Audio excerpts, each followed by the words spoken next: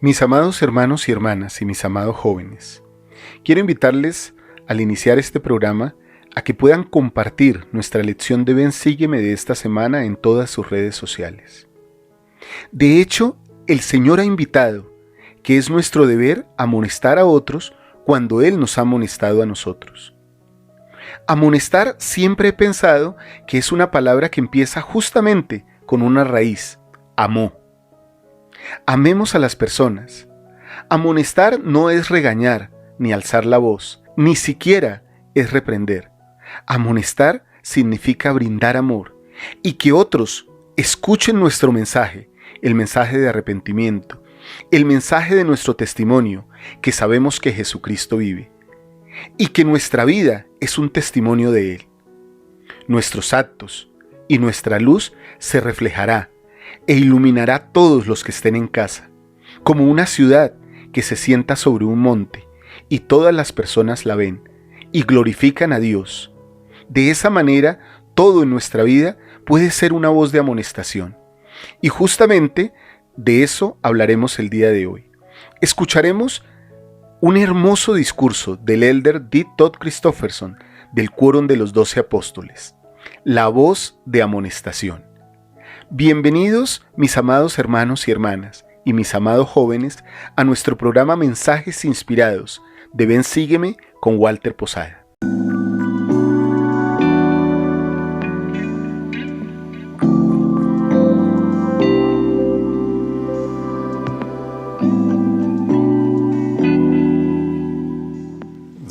El profeta Ezequiel nació alrededor de 2 décadas antes de que Ley y su familia abandonaran Jerusalén.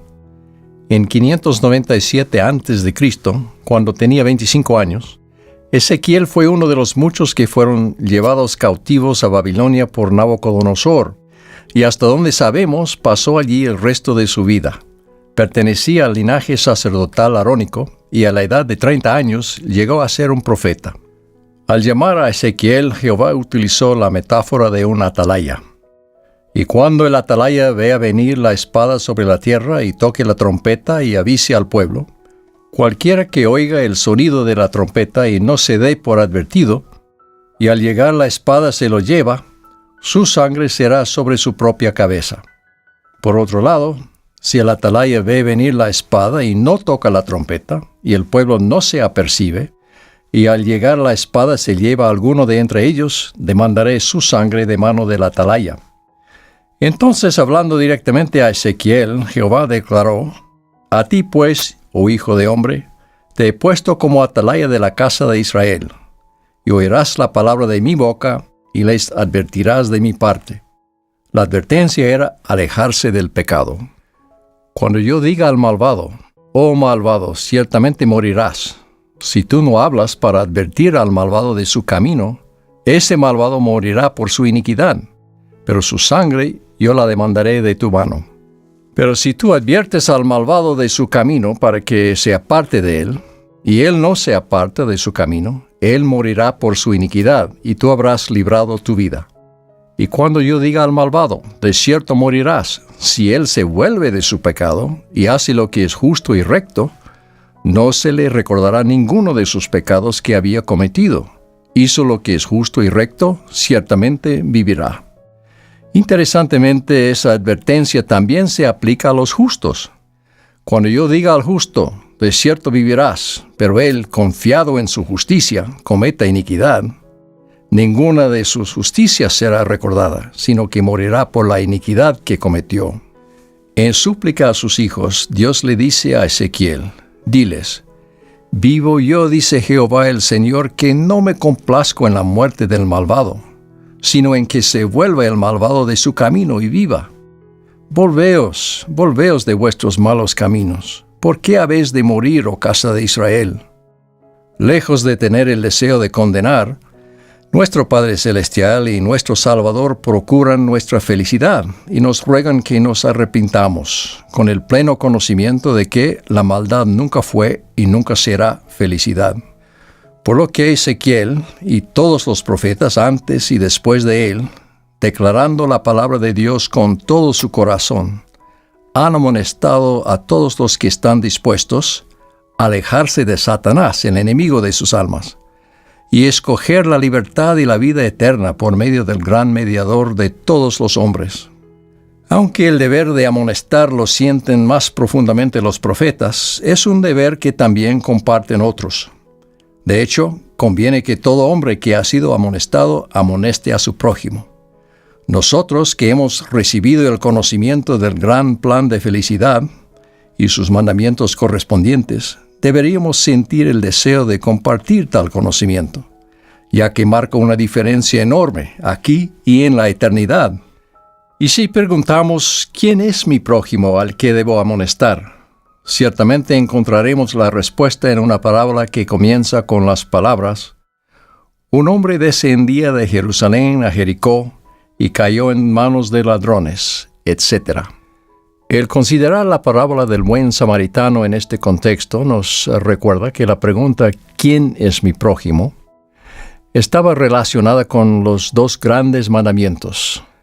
Amarás al Señor tu Dios con todo tu corazón, y con toda tu alma, y con todas tus fuerzas, y con toda tu mente, y a tu prójimo como a ti mismo. La motivación para elevar la voz de amonestación es el amor a Dios y a los semejantes. Amonestar es preocuparse. El Señor instruye que debe hacerse con mansedumbre y humildad, y por persuasión, por longanimidad, benignidad y por amor sincero. Puede ser urgente, como cuando advertimos a un niño que no ponga la mano en el fuego. Debe expresarse con claridad y a veces con firmeza. En ocasiones, la amonestación puede adquirir la forma de una reprimenda, cuando lo induzca el Espíritu Santo, pero siempre está fundada en el amor. Sin duda, el amor impulsa a los padres a amonestar a su prójimo más cercano, sus propios hijos. Esto significa enseñar y testificar de las verdades del Evangelio. Significa enseñar a los hijos la doctrina de Cristo, la fe, el arrepentimiento, el bautismo y el don del Espíritu Santo. El Señor les recuerda a los padres: yo os he mandado criar a vuestros hijos en la luz y la verdad. Un elemento fundamental del deber de los padres en cuanto a amonestar es señalar no solo las consecuencias desmoralizadoras del pecado, sino también el gozo de rendir obediencia a los mandamientos. Recuerden las palabras de Enós acerca de qué lo llevó a buscar a Dios, recibir la remisión de sus pecados y convertirse. He aquí salí a cazar bestias en los bosques, y las palabras que frecuentemente había oído a mi padre hablar en cuanto a la vida eterna y el gozo de los santos penetraron mi corazón profundamente. Y mi alma tuvo hambre, y me arrodillé ante mi Hacedor, y clamé a Él con potente oración y súplica. Debido a su incomparable amor y preocupación por los demás y la felicidad de ellos, Jesús no dudó en amonestarlos.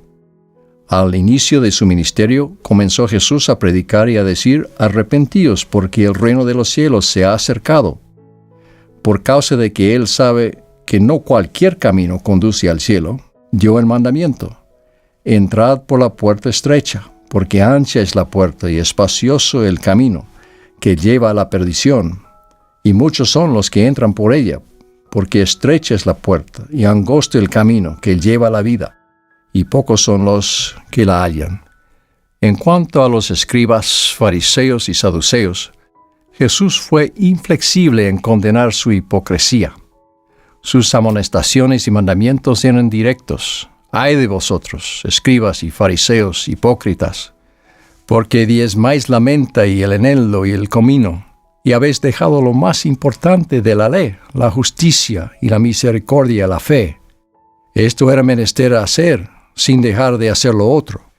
Ciertamente nadie acusaría al Salvador de no amar a estos escribas y fariseos.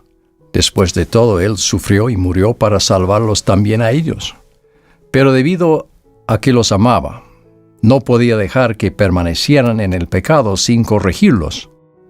Un observador señaló: Jesús enseñó a sus seguidores que hicieran como Él, que dieran la bienvenida a todos, pero que también enseñaran sobre el pecado, ya que el amor requiere advertir a la gente acerca de lo que puede hacerle daño.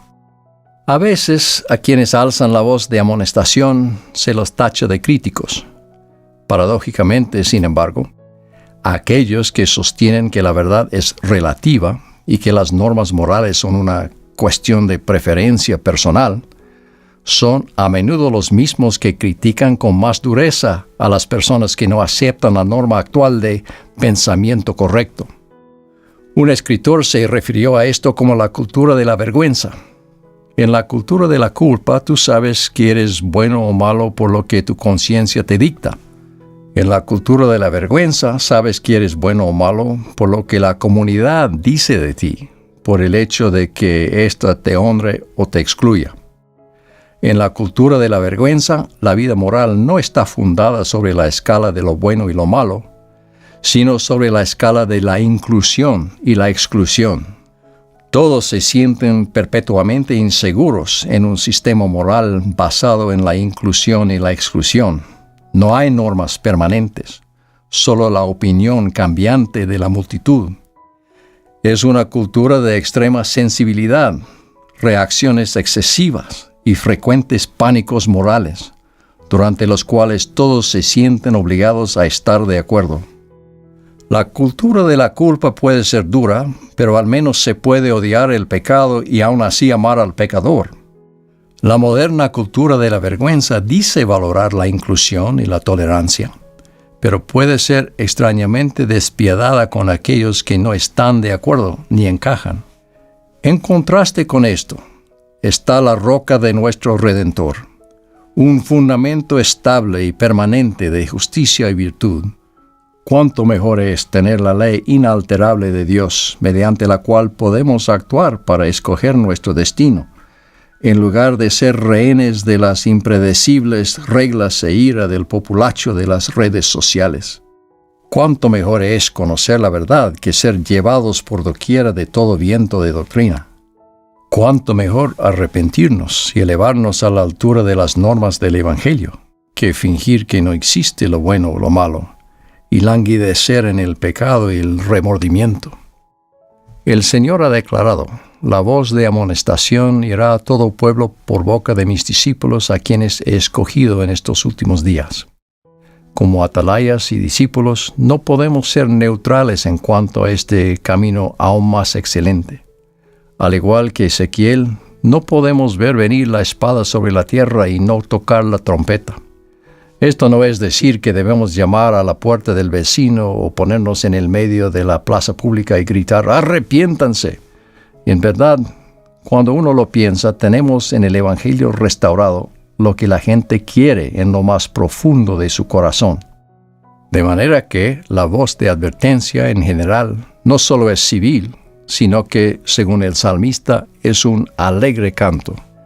Hal Boyd, editor de la sección de opinión de Deseret News, citó un ejemplo del daño inherente a permanecer callado. Él señaló que aunque la idea del matrimonio aún es un tema de debate intelectual entre grupos selectos de la sociedad de Estados Unidos, el matrimonio mismo no es tema de debate para ellos en la práctica.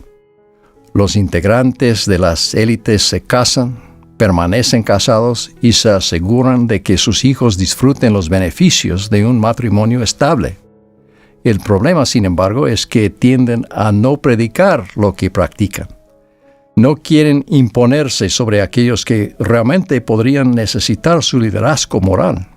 Pero es tal vez hora de que quienes tienen una formación académica y familias fuertes dejen de fingir la neutralidad y comiencen a predicar lo que practican en cuanto al matrimonio y la crianza de los hijos, y ayudar a sus conciudadanos a aceptarlo. Confiamos en que, en especial ustedes, los de la nueva generación, jóvenes y jóvenes adultos, en los que el Señor confía el éxito de su obra en los años venideros, apoyarán las enseñanzas del Evangelio y las normas de la Iglesia, tanto en público como en privado. No abandonen a aquellos que aceptarían la verdad, que tropiecen y fallen en la ignorancia.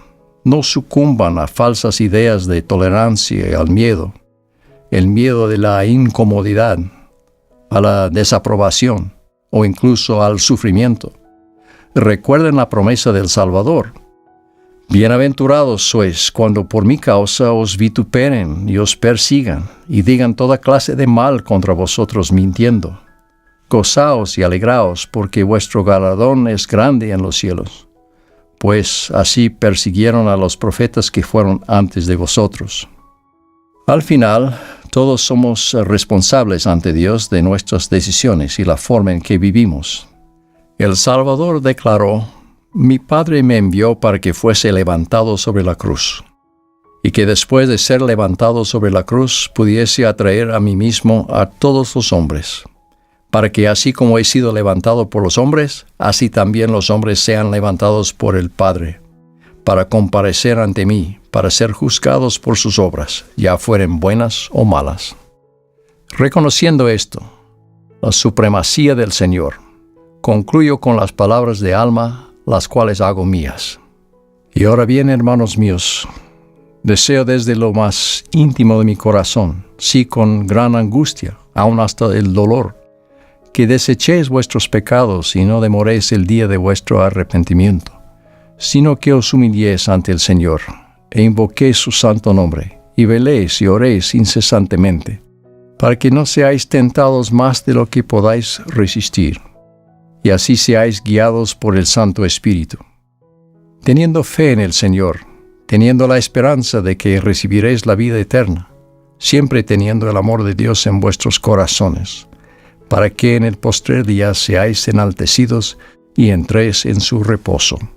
En el nombre de Jesucristo. Amén.